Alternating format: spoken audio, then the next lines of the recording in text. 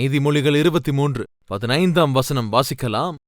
என் மகனே, உன் இருதயம் ஞானமுள்ளதாயிருந்தால் என்னிலே என் இருதயம் என்னங்க மகிழும். தேவன் நம்மை பார்த்து சந்தோஷப்பட வேண்டுமென்றால் நாம் புத்தி இல்லாதவர்கள் போல் இல்லாமல் ஞானமுள்ளவர்களாய் இருக்க வேண்டும் என்று பைபிள் தெளிவாக சொல்கிறது. நீ எந்த வேலை செஞ்சாலும் படிப்புல ஞானம் இருக்க வேண்டும். உத்தியோகத்தை ஒழுங்கா பார்க்கணும்னா ஞானம் இருக்கணும்.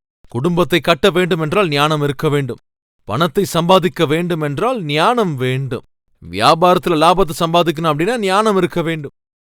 உனக்கு விரோதமாக காம்படிட்டிவா இருக்கின்ற காம்படிட்டரை காட்டிலும் தெளிவான அதாவது விவசாயம் செய்யணும்னா, வியாபாரத்தை பார்க்கணும்னா, உத்தியோகத்துல இருக்கணும் அப்படின்னா, படிப்புல வெற்றியை சாதிக்கணும் அப்படின்னா, உன்னதமான நடைமுறையோடு குடும்பத்தை கட்ட வேண்டும் என்றால் ஞானம் என்பது அத்தியாவசியம்.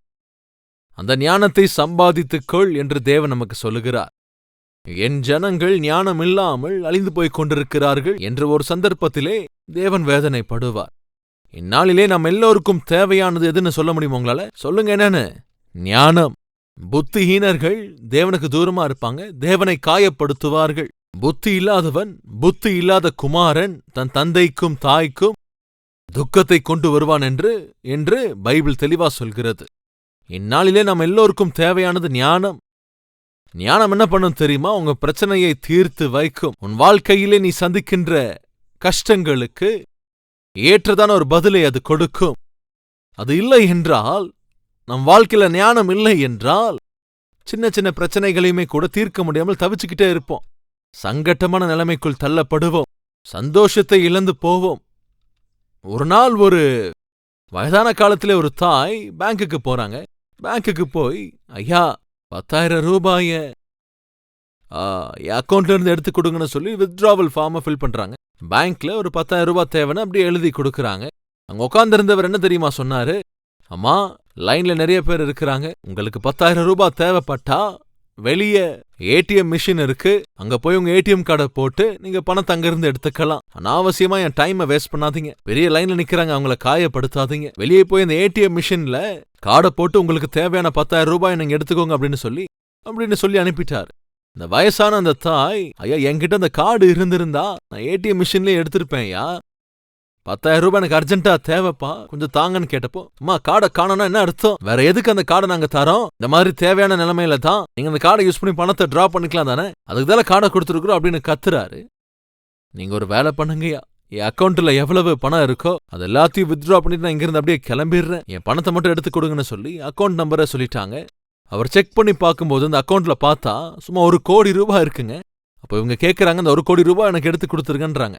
அங்க கேஷியர் சொல்றாரு, என்னம்மா திடீர்னு 1 கோடி ரூபாய் கேட்கறீங்க? இப்போ எங்க கிட்ட அது இல்லம்மா, வேற எவ்வளவு அமௌண்ட் கொடுக்கலாமா அப்படின்னு கேட்கறாங்க. சரி, எவ்வளவுப்பா கொடுக்க முடியும்? ஒரு 10 லட்சத்தை இப்போ கொடுக்க முடியுமா? சரி, 10 லட்சத்தை கொடுத்துருங்க அப்படின்னு சொல்லி அந்த தாய் அங்க கேட்கறாங்க. அவர் உடனே போய் 10 லட்சம் ரூபாய அந்த வயசான தாய்க்கு வந்து கொடுத்துட்டாரு.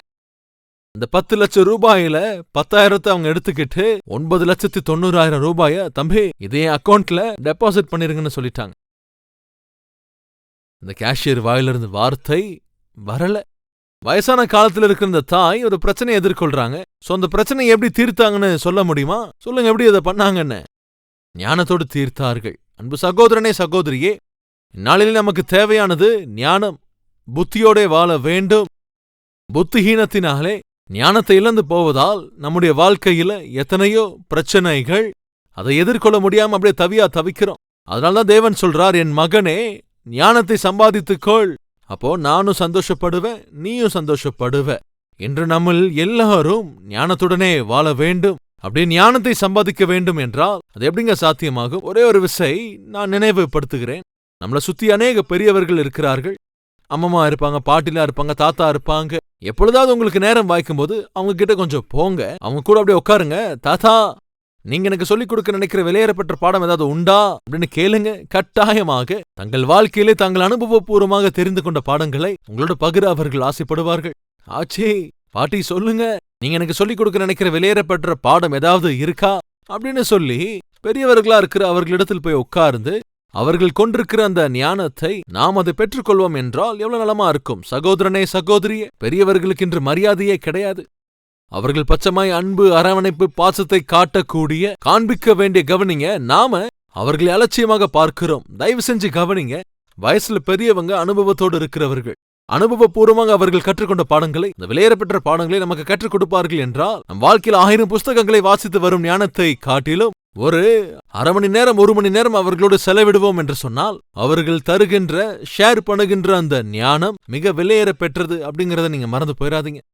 என் வாழ்க்கையில் நான் கற்றுக்கொண்டேன். பெரிய பெரிய ஊழியக்காரர்களிடம் உட்கார வேண்டும், அவர்களோடு உட்கார்ந்து அந்த ஞானத்தை கற்றுக்கொள்ள வேண்டும் என்பது என் இருதயத்தின் ஆசை. அன்பு சகோதரனே, சகோதரியே, ஞானத்தோடே நீ நிரப்பப்படுவாய் என்றால் உங்கள் வீடு ஒளிமயமாக இருக்கும். நீங்கள் ஞானத்தோடு நிரப்பப்படுவீர்கள் என்றால் உன்னை சுத்தி இருக்கிற சூழ்நிலைகளுமே கூட ஒளிமயமாக இருக்கும். பைபிள் தெளிவாக சொல்கிறது, நீங்கள் உலகத்திற்கு வெளிச்சமாய் இருங்கள்.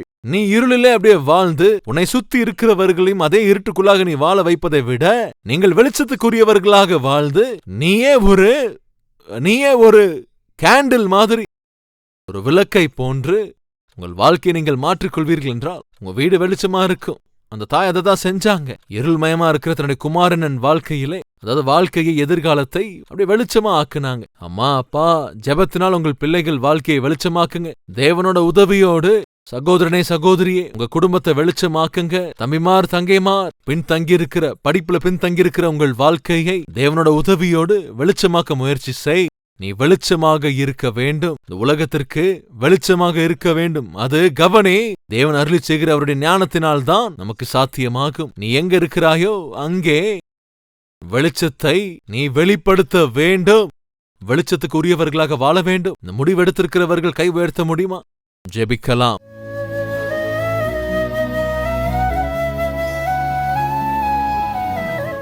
மகா பரிசுத்தமும் அன்பும் நிறைந்த பிதாவே, வீட்டிலே இல்லத்தரசிக்கு, கணவருக்கு ஞானம் இருந்தால், தாய்க்கும் தகப்பனுக்கும் ஞானம் இருந்தால், ஐயா, அந்த குடும்பம் வெளிச்சமாக அது இருக்கும். சாந்தி இல்லாமல், நிம்மதி இல்லாமல் இருப்பதப்பா, அது பெருகிக்கிட்டே இருக்கு. ஒவ்வொரு கணவனையும், மனைவியையும், ஒவ்வொரு தாயையும், ஒவ்வொரு தகப்பனையும், அவர்களை வீட்டிலே ஞானத்தோட நிரப்புங்கள். வீட்டுக்கு வெளியே வந்து வேலை செய்யற இடத்திலே, அப்பா, நாங்கள் உம்முடைய ஞானத்தோடு நாங்கள் வேலை செய்தால் உன்னத ஸ்தானத்துக்கு நீர் எங்களை கூட்டிட்டு போவீர். அப்பா, பொறுப்புள்ளவர்கள் நன்றாக இருப்பார்கள். பொறுப்புள்ளவர்கள் ஐஸ்வர்யவான்கள் ஆவார்கள். பொறுப்புள்ளவர்கள் முன்னேறிக்கொண்டே இருப்பார்கள். அப்படி இல்லாமல், அப்பா, பெருக்கின்ற வாழ்க்கை அப்பா அங்கேயே இல்லாமல், அப்பா, அப்படிப்பட்ட ஒரு வாழ்க்கையை நாங்கள் வாழவே கூடாது. பொறுப்போட கூட வேலை செய்கிற, புத்தியோடனே வேலை செய்கிற, ஞானத்தோடு வேலை செய்கின்ற அப்பா அந்த ஆவிக்குரிய நடத்தையை எங்களுக்கு தாரும். பெரியவர்களுக்கு மதிப்பு கொடுக்கணும். அவர்களிடம் கற்றுக்கொள்ள முடிந்த பாடங்களை கற்றுக்கொள்ள வேண்டும். வாலிப பிள்ளைகள் அப்பா, அவர்களுக்கு இருக்கின்ற அந்த அஞ்ஞானத்தை அவர்கள் எடுத்து போட்டு தூக்கி எறிந்து உம்முடைய ஞானத்தை, அனுபவபூர்வமான அந்த ஞானத்தை நாங்கள் பெற்றுக்கொள்ளும்படி எங்களுக்கு உதவி செய்ய வேண்டும் என்று இயேசு கிறிஸ்துவின் நாமத்தில் வேண்டிக் கொள்கிறோம் பிதாவே. ஆமென்.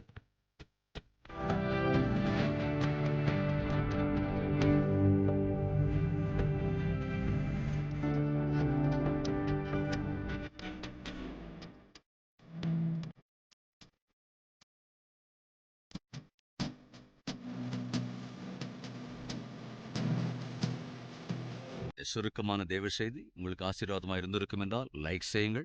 அதே போல சப்ஸ்கிரைப் செய்யுங்கள். அதோடு கூட உங்களுடைய கமெண்ட்டையும் எழுதி 10 பேருக்கு ஷேர் செய்ய வேண்டும் என்று அன்போடு கேட்டுக்கொண்டு நாளை மறுபடியும் சந்திக்கலாம். ஷலோம்.